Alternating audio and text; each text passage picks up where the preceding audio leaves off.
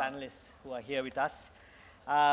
We have Alex, who's currently working as the Interim Director of RSA Global at the Royal Society for Encouragement of Arts, Manufacturers and Commerce. He's also an Advisory Council member and Finance Director at the Social Innovation Partnership, TSIP. Formerly the Managing Director and a co-founder at Impact Hub London. He's a qualified chartered accountant and an alumni of University of Sussex. Alex, welcome. Then we have Achala, Managing Director and co-founder of Good Market. She is specialized in social enterprises and consumer awareness. She has a professional experience in project management with a specific focus on social enterprise development and market linkages for rural producers. She has a bachelor's degree in management and an MBA from the University of Cardiff. Then we have Sachinder Samaratna, very familiar face.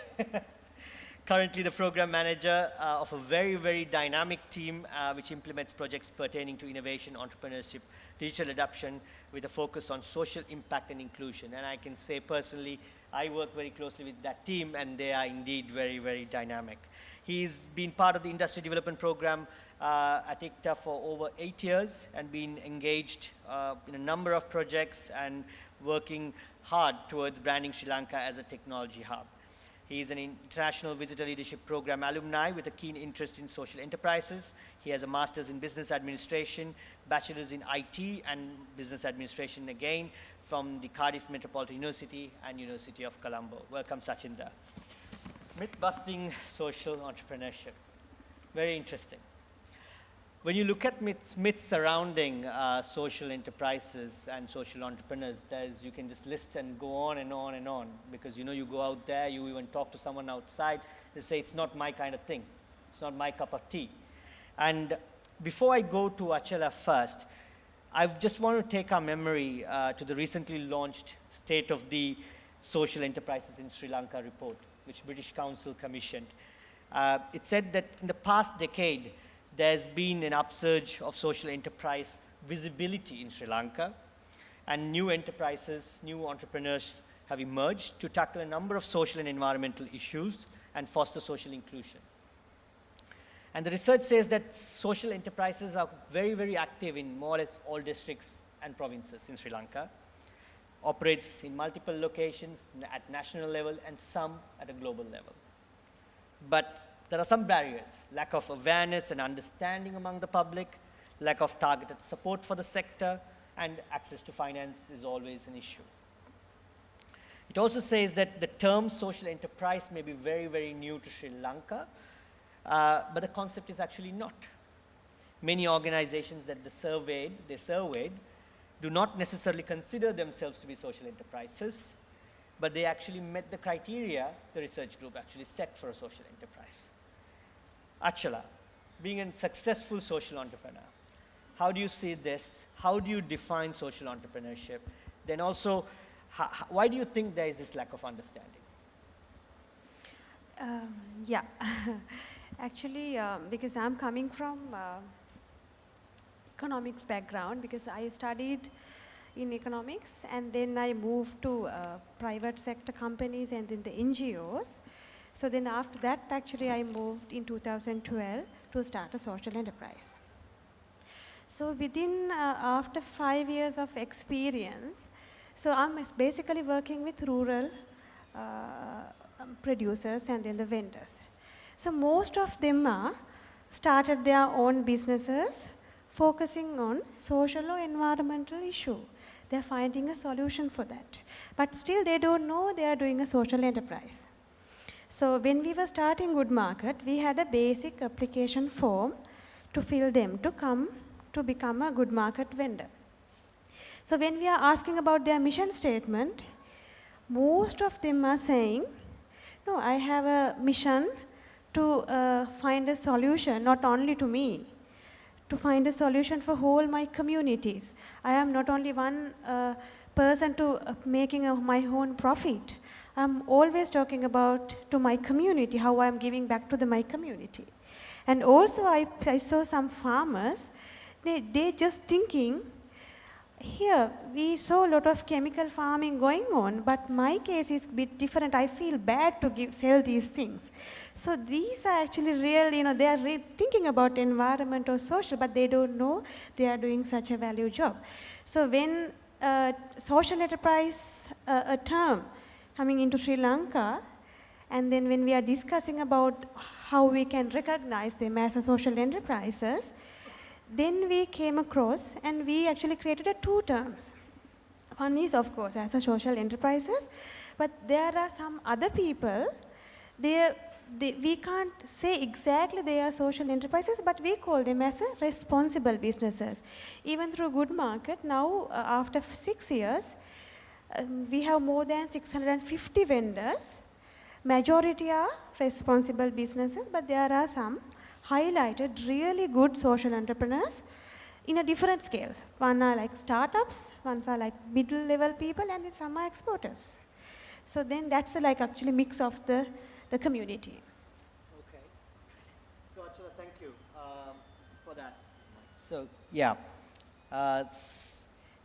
again, very, very interesting, responsible business and social enterprises, sort of seeing it in different way in light. Now, again, go back to this research because it's very, very recent and it's quite interesting when you look at that. They said 30% of surveyed social enterprises have been in operation for more than 15 years in the country, right? Especially cooperatives, some have been in operation for over 50 years in Sri Lanka. And 38% have been operating for less than 10 years, but saying that they're rapidly growing. And they said, no, you're saying social enterprises and some see as responsible businesses. And in this category, they say close to 15,000. They categorize as social enterprises are currently sort of in operation in Sri Lanka. That's quite a number. Ranging from manufacturing, agricultural, cultural, creative, environmental, different sectors. Now, this may be different, Alex, I'm coming to you now, when you look at the sort of global sort of arena. And with all of your experience now, see, here they say 41% enterprises directly share their surplus towards a social cause, like what Achila said, giving mission to giving back to my community, right? But there's also something very interesting, the whole impact investment discussion around this. They say that some define saying it's investment made to support these organizations, really to help them scale, to go beyond the usual financial income and to have more impact on society. Now, it's been adapted, this concept of social impact has been adapted to support social enterprises to an extent to support their sustainability. But in all this background and relating to what Achila said, Alex, how do you see the definition from a global view? That's one. What do you see in the impact space is number two. And what are the different business models? Because Achila said responsible businesses and social enterprises. Do you see any other models? Over to you. Yes, thank you. So from a global perspective, I think it's important to sometimes look through the different local definitions of social enterprise. Sometimes it's not very helpful. There's a whole variety of different definitions. The country that I'm from in the UK, the typical definition is that an organization will deliver some social or environmental impact, but also reinvest at least 50% of their profit. Now, when I was first building the first community of social entrepreneurs that I built with Impact Hub, I immediately felt that was unhelpful because I could see that there were a lot of organizations delivering a huge amount of social impact, but wouldn't necessarily reinvest more than 50% of their profits. So the narrative that I created when taking on board new members was just demonstrating how they would deliver a positive social or environmental return through their business model. And then after some years, having supported about 2,000 social entrepreneurs, obviously built up quite a data set and surveyed a huge number of them and found that actually 2/3 of these organizations delivering a social impact were not meeting the local definition of social enterprise. And so therefore, just sort of reinforcing that point, sometimes it's not helpful to look at the local definition. From a global perspective, it's in my view, in my opinion, it's one of many opinions, it's just important to look at the outcomes. Are the outcomes delivering some social or environmental return? And in my view, that's good enough. Now, I think looking through the sort of reinvestment of profits point, in my view, it's, if you're making profit that has purpose, then that's okay as well. So you could be paying 100% of any profits back out as long as you're delivering that social or environmental outcome. I think sort of next point, just interesting to have a quick look at the development of the social impact space, because in the second half of the 20th century, it was quite dominated by traditional enterprise and then the charity models. So social impact would be delivered generally through philanthropy, donation and charity models. And we've seen over the last sort of 20, 30 years the development of the social impact, social enterprise space as we know it now, where you have more and more sort of smart entrepreneurs coming up with really interesting business models with goods and services that are making money but also delivering the social impact.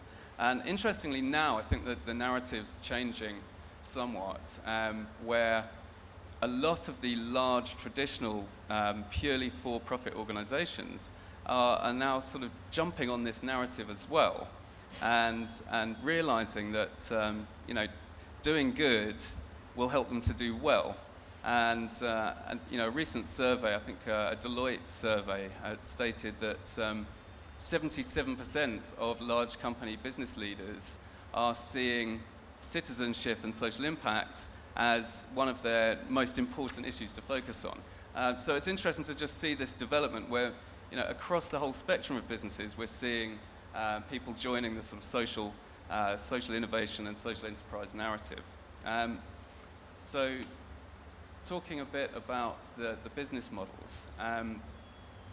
Obviously, there's a whole realm of different business models, and I assume that a lot of people in the room will be familiar with the business model canvas, for example. But I'll focus on just talking about a few different categories of high-level social enterprise business model, because there are some different types that has an impact on how you structure your organization and how you raise finance, and a number of other things. So I think, an organization might exist just selling a good or a service that would be sold otherwise, but then they reinvest profits back in to deliver some social outcome. So an example of that would be, and one of my favorite examples of this is an organization in Peru called Rainforest Expeditions. They are a tourism business. They bring people into the Amazon, and there's an entrepreneur who set this up who has an absolute love of the jungle, an absolute passion, and he has very smartly created these ways to reinvest all of the profits from the tourism into protecting the local wildlife, conservation, technology projects to help people learn about the local nature, giving jobs to the local community, protecting the quality of the water, and a number of different things. It's funny because he was given quite an accolade. He was given a Social Entrepreneur of the Year award. And it's funny because when I spoke to him, he just says, I don't see myself as a social entrepreneur. I'm just trying to do some good things in the jungle. And that does happen a bit, where people are setting up these incredible social enterprises but don't even view themselves as a social entrepreneur. But moving on to the second model, where you might have a business model that's delivering really strong social impact or environmental impact, and 100% of their activity is based on trading income, and they're completely linked with each other. So an example of this is in the healthcare sector, or the medtech sector. Medopad, they're called, and my organization supported them a while ago, and they use technology to transform how healthcare providers, doctors and patients connect with each other. And basically, they're saving a lot of lives by using technology and really smartly integrating their technology with a whole range of different infrastructures within different hospitals around the world. They're also the first organization in the world to create a med tech app that links with wearables like Google Glass. But their model is purely commercial. They deliver incredible social healthcare-based outcomes, but they've reached a point where they've got a huge attraction of investors, very profitable. They recently got a valuation of 300 million, which is quite rare for a social business, and they're really scaling up. So I thought that was a good example, perhaps, in the relevant to the myth that social enterprise can't make money. The third business model is where you might have a blend of grant funding and some trading income against good or service. And an example of that would be the organization that I co-founded and ran for 5 years, which was Impact Hub in London. So this was a social enterprise that's purpose was to support social enterprises. And essentially using space and a whole range of different business support services and events and content streams in a market that was basically very competitive and competing with just pure space providers. So it was very challenging and very tight financial management required. But that's the kind of model where grant funding is justified, because you're delivering a value for money service that is providing more value to local government, local businesses, local communities. And so there are funders out there, whether they're public or private institutions, that are interested in giving free money, essentially, for that outcome. So that can help you to subsidize in a model that wouldn't otherwise deliver massive financial returns on its own. So I think it's very helpful just to split those three things out. So you've got the organization that just diverts their profits into a social outcome. Then you've got the pure impact and pure trading income model. And then you've got the blend of grant and trading income. So in terms of fundraising, I know you wanted something about impact investment. So there's a lot of different funding models out there. In the context of social enterprise, it's useful to think about these three different models that I just described in trying to work out how to raise your money. But you have grants, you have impact investment, you have loans, you have social impact bonds. I don't know if anyone's heard of those. They're reasonably rare. You have equity financing, just like normal business, crowdfunding, sponsorship, the list goes on. I think with the pure impact and trading income model, like the Medipad example, really you can go down a lot of traditional investment routes. Impact investment would absolutely love it because they've got a really scalable model. But impact investment would typically they'd act a bit more like a venture capitalist, but with lower returns. So where a venture capitalist might seek average 16% returns on investment across the general sectors, not just social enterprise. An impact investment house would typically look for something like 5 or 6% returns, where I see this around the world. I'm not too sure how that stacks up or compares to it locally here. But where you have this pure impact, pure trading model, impact investments definitely, they're going to get excited about that. Where you have the other organizations, the other models I mentioned, like where you need a blend of grant funding and trading income, then obviously you need to find your grant funders. But beyond that, in terms of raising capital, like the organization I set up, I had equity capital, loan capital, we did some crowdfunding, we had some sponsorship, and we had grants. So we did a whole range of different styles of investment raise. But I found, looking around the social enterprise space generally, a lot of them do really well with crowdfunding.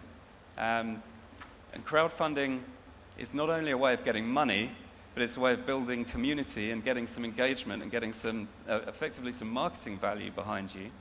And so, you know, a lot of organizations might just need a little bit of startup capitals. You know, in Europe or the UK or the US, it might be in figures like 30, 40, 50,000 startup capital. I'm not sure here, maybe slightly less, maybe 10, 20, 30,000 to really get going. Typically, if you do a good campaign with a good video and build up your local following with all of your local networks and use a good crowdfunding platform, then you can really help yourself to get off the ground and get kick-started, so to speak. I think I'm probably talking enough, so I'll leave it there. For now, I'm going to stop you there. And just I think with that, on that last point, I'm going to connect to Sachindra here. 8+ over years with ICTA, right? Working, I know, for the last couple of years, we've seen you very actively out there on the ground, supporting, getting these young entrepreneurs and so supporting social entrepreneurs. Now, I don't know the stats. You asked me whether you know those things. No, I couldn't figure that out yet. But Sachindra, you probably know from sort of quality experience. Is it easier, $10,000, $20,000 to be collected for a social enterprise as you start? But there's a myth around it as well. Like, you know, collecting finance, access to finance is very, very challenging. And Alex, you also mentioned, you know, there's this social media is easier, just put it out there, the video will go, cool video. But is it real in Sri Lanka? Is it actually possible, or is there like a big difference? Well, check. Crowdfunding in Sri Lanka, it's not impossible, but it's not picked up in the way that we would want to see it in the UK or the US. So we just finished a forum with investors, those who want to potentially invest in startups in the future. Because currently the investment space in Sri Lanka is predominantly, it's open to any type of entrepreneurship, but it looks at a ticket size of about 3 million rupees. Some of the social entrepreneur ventures don't need that amount of money. So for investors to do that due diligence that they would spend time into, some of the ticket sizes are too small. What I've seen in social enterprises in Sri Lanka, some are mostly bootstrapped. They would, as Achala would say, have a business model from the start, earn revenue from the start, and then want to expand. Or they will be burning their own cash until they find a point where they would hit that business model to grow. So I wouldn't say that it's impossible, because even in the investment space, even in our discussion in our parallel room, their philosophy of investing was to look at the impact, the net positive impact of a particular startup. So for me, I'm not hell-bent on the definitions.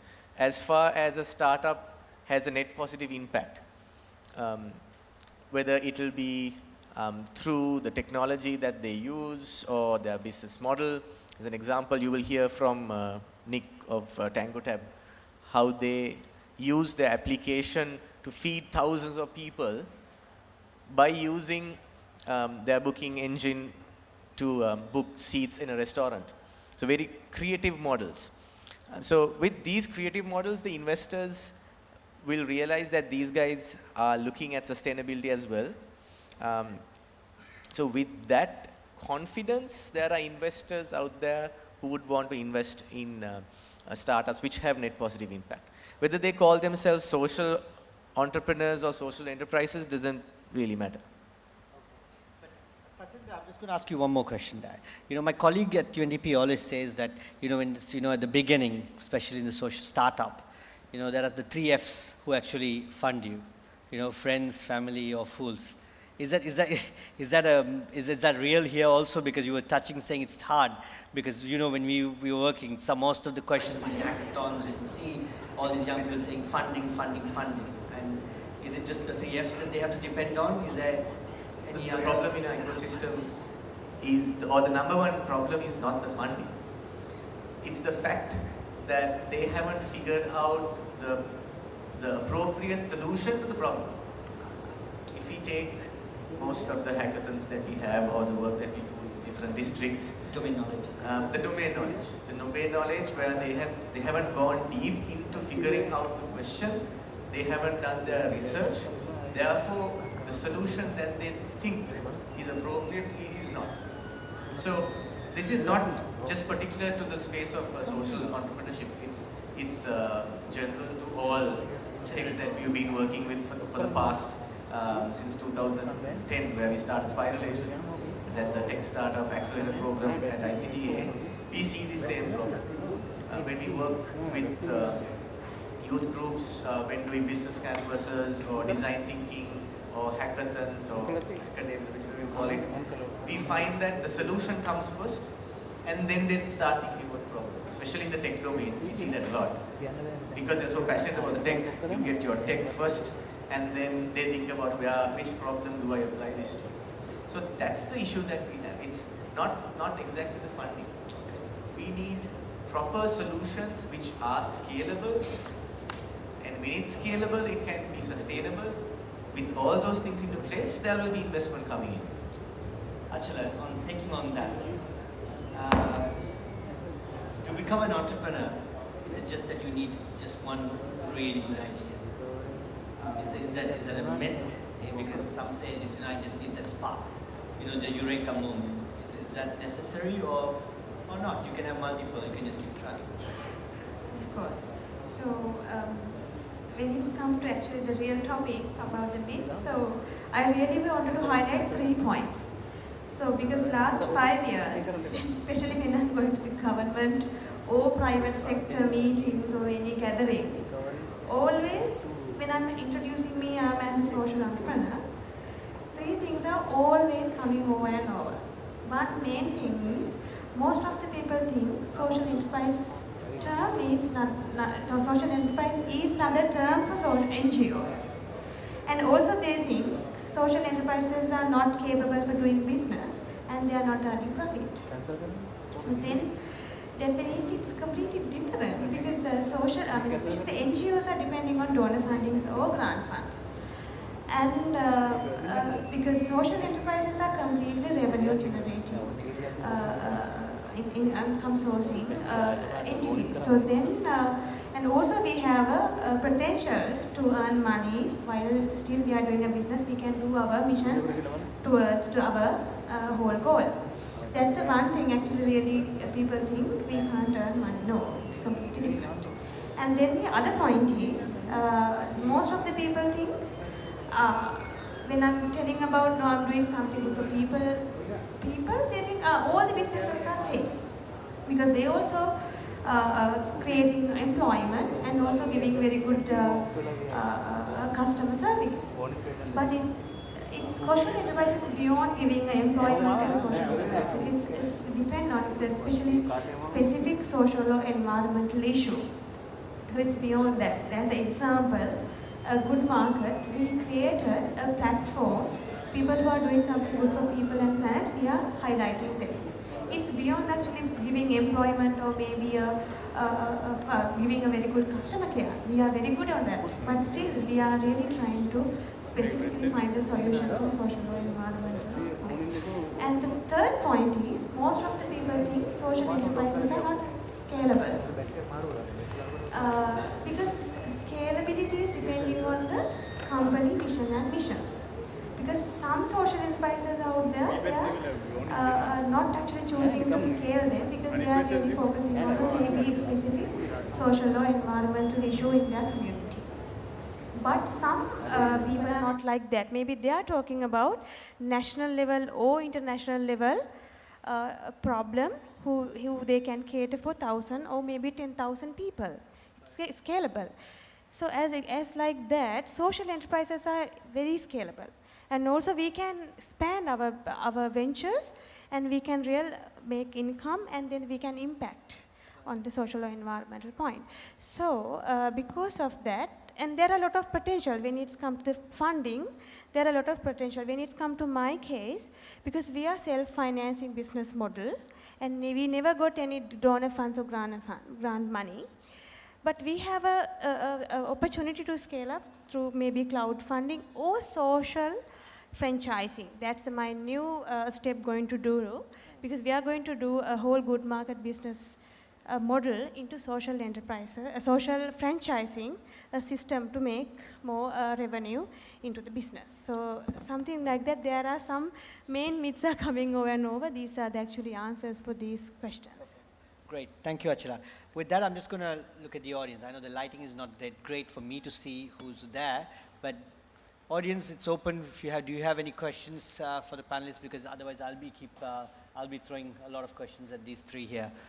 Yep, there's one question. I can see a gentleman over here. Do we have a mic for him? Or? Yeah. Do we have any further questions? Can we take a couple? Hi, my name is Dileepa, and hi, Fadil as well.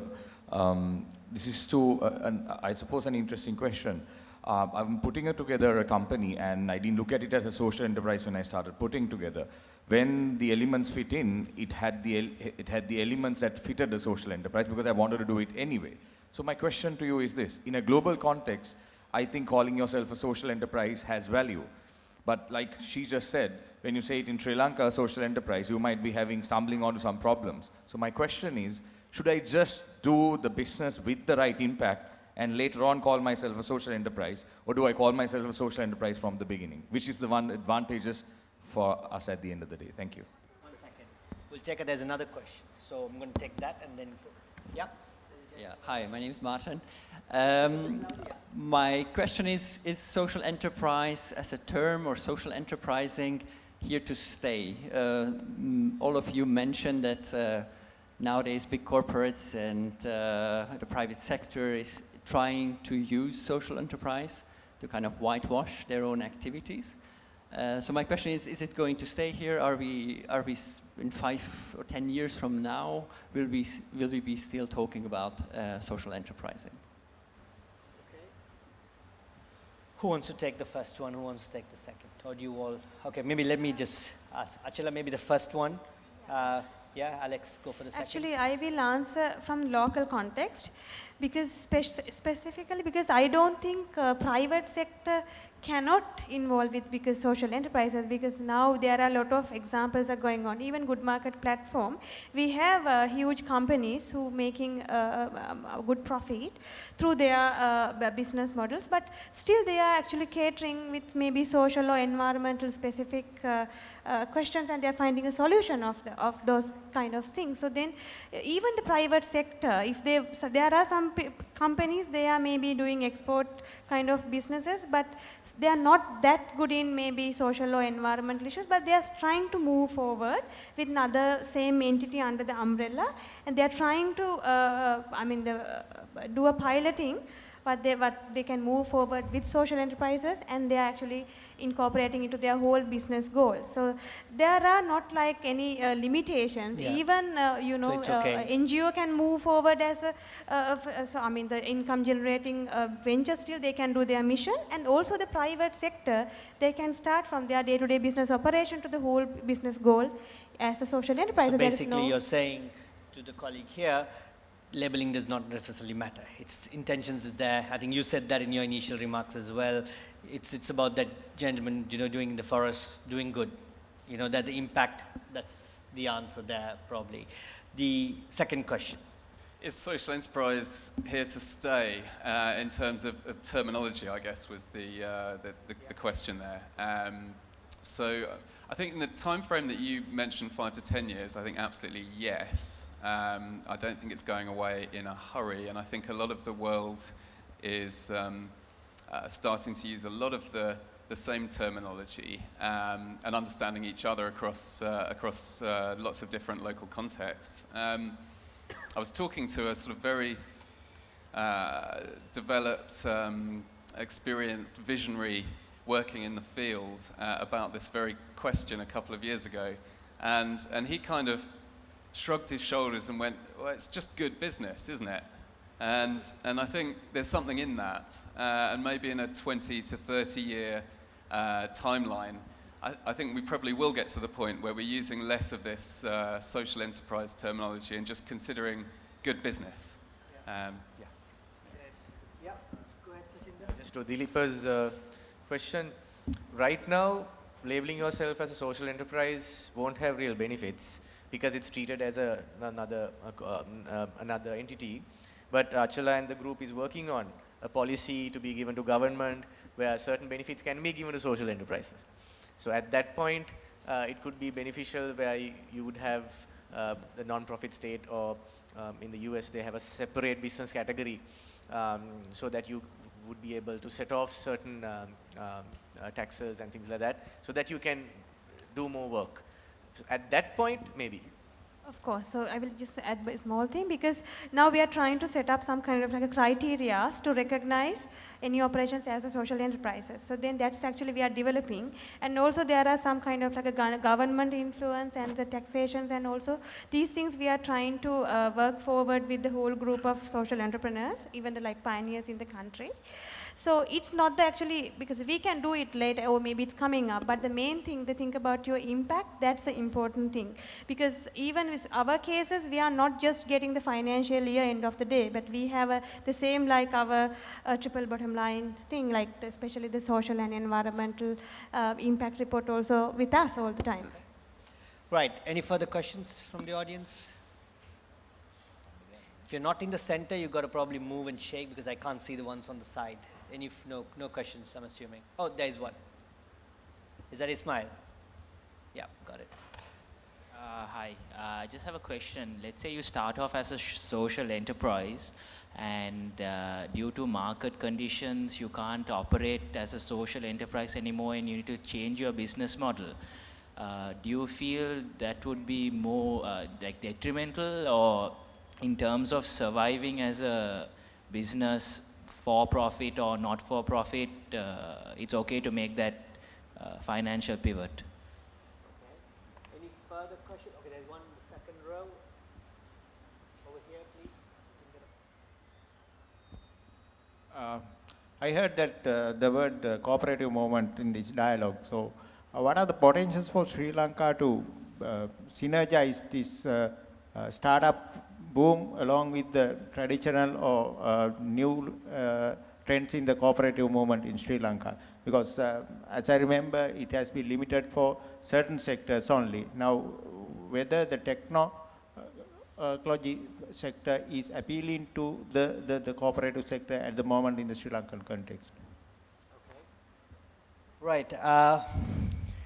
Alex, I'm going to point first question to you. Thank you, Varuna. I guess it right. That's Varuna, right? I'm not sure I heard the question completely. Sorry? So I'm not sure I heard the question. Oh, the first properly. question is, I think if you start as a social enterprise at the beginning, and then you see the market conditions, and then over time you feel, you ought to change. And if you change, do you think it will be detrimental to the enterprise that you start? Good, got it right? Yeah? That's the question. Okay, well, I mean, without more specifics, it's hard to generalize that, but I think,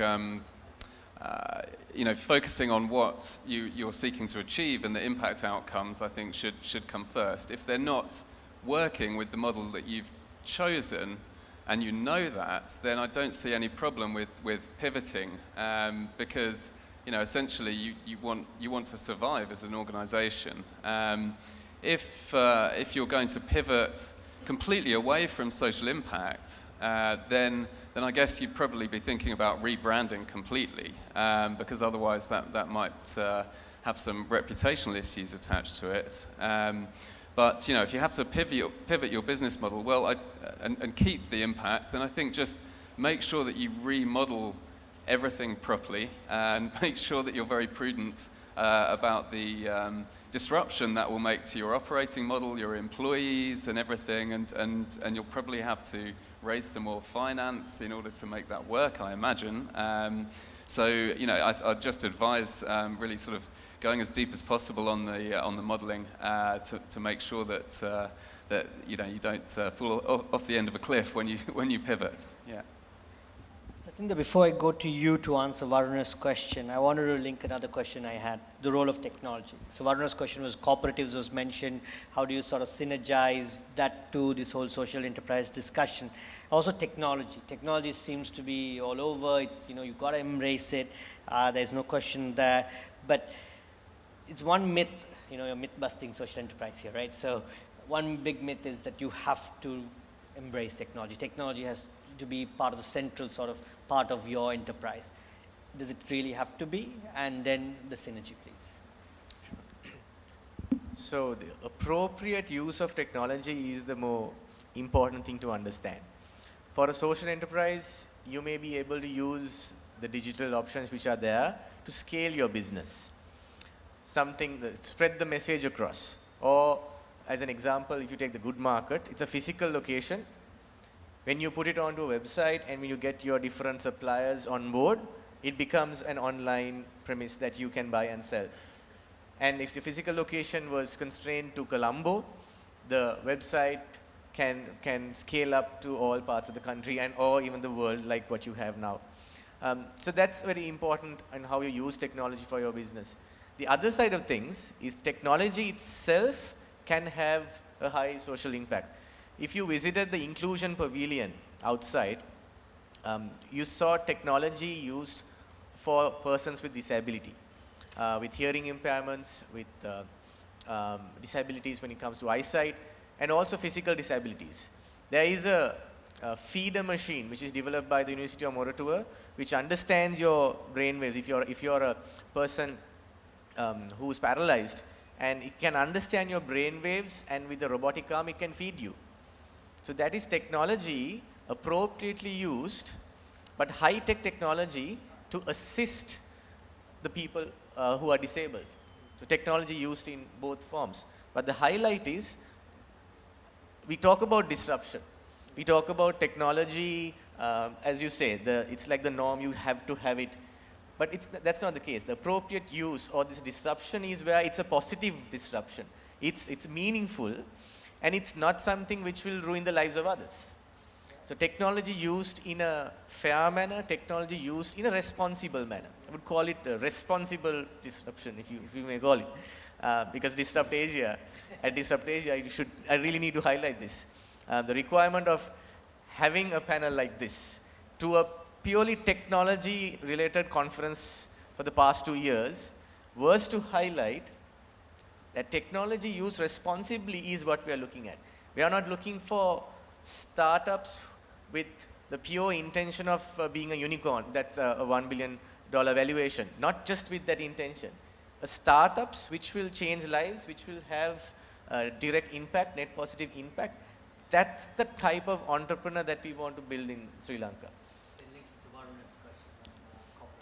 So we've seen corporates in the tech space, corporates have started their own incubators. Okay, sorry, I heard as corporates, and then you repeat the question. What was the question? The synergy, how they link and sort of link into the whole social enterprise thinking.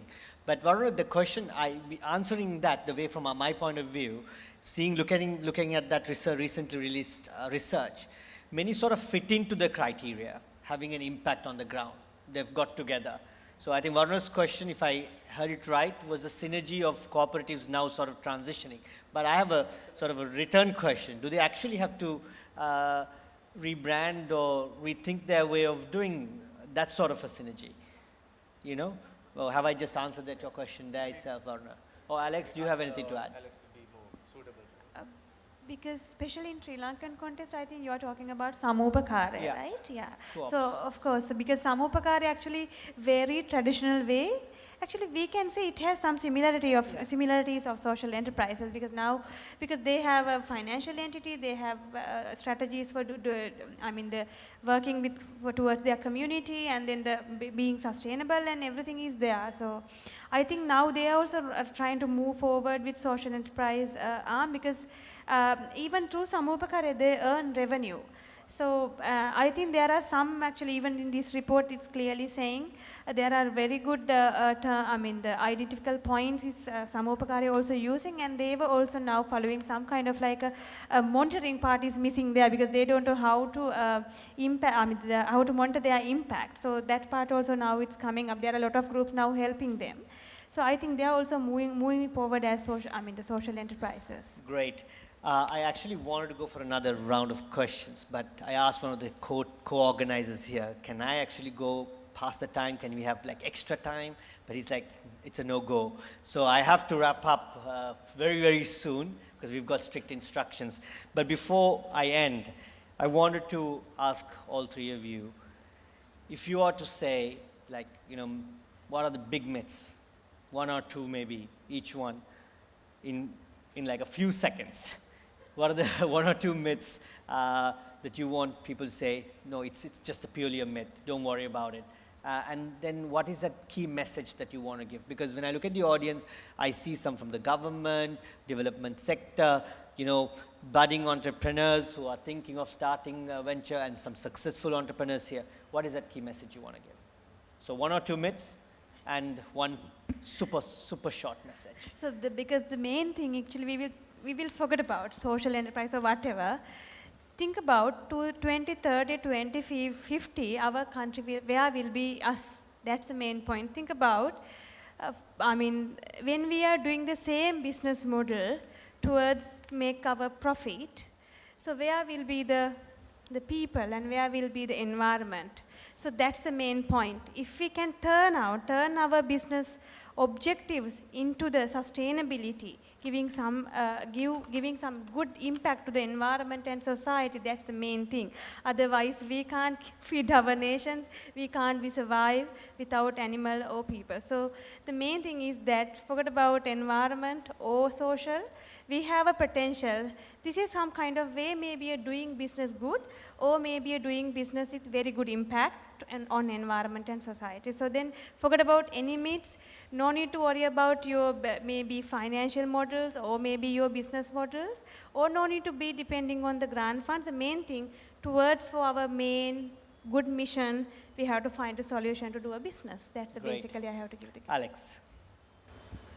So I'll echo that, yes, absolutely. And I think one of the unspoken myths we haven't really drawn on is around the why social enterprises fail.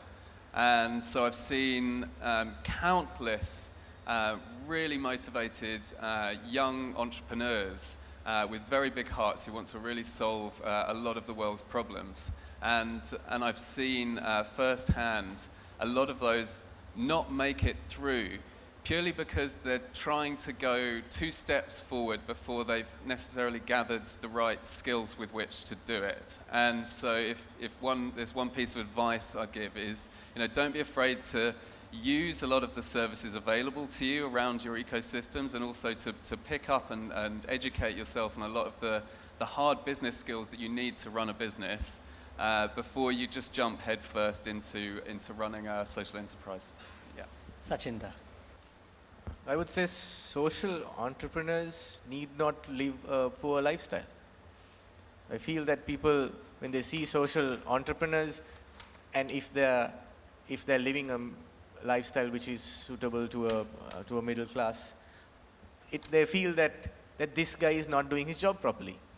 I think that's a myth. If you are running a social enterprise which is profitable and are having a impact, you can live a life which is like anyone else who runs a enterprise or another business. You don't have to, live a lifestyle just to say or suit or portray that you're altruistic or kind to the society. That's Great. something I want to add. So just to bring this to a close, Dr. Faisha, from the director of the Yunus Center, right, talks about this profitability thing and says, please, he likens this to the announcement you hear on an aircraft. Please secure your own oxygen mask before assisting others. So profitability is quite key. You got to sort and secure yourself before you start assisting others. So that's one myth that and then I want to end it with this quote from a Harvard Business Review magazine, where Linda Rottenberg, a co-founder and CEO of Endeavor and author of Crazy is a Compliment and Power of Zigging When Everyone Else Zags. She said, so I've worked with over 1,000 entrepreneurs in 20 countries around the world. And here's the thing. I started getting these strange calls a few years ago from managers inside the Fortune 500 companies, from parents at my daughter's school drop-off, from young kids in small town colleges. And everyone said, can you help me get the skills to be an entrepreneur? But I don't have a tech idea. I don't have an engineering degree. I don't live in Silicon Valley. Is entrepreneurship really for me? She said, you don't need to be a hoodie to become an entrepreneur itself. And she said, a couple of myths. You don't need a lot of money to get going. Half the Inc. 500, half the fastest growing companies started with under $5,000 initially. And with crowdfunding and things like that, they made it. And a second myth is that you don't have to go in all initially, which means that Sarah Blakely of Spanx sold fax machines for 2 years before the idea actually took off. And what surprised me even more, again quoting, is that Phil Knight of Nike, the Just Do It guy, spent almost a decade doing other people's taxes before it really started. So leaving with these thoughts, we want to end this session this evening. Thank you very much, panelists. Thank you very much, audience. Thank you.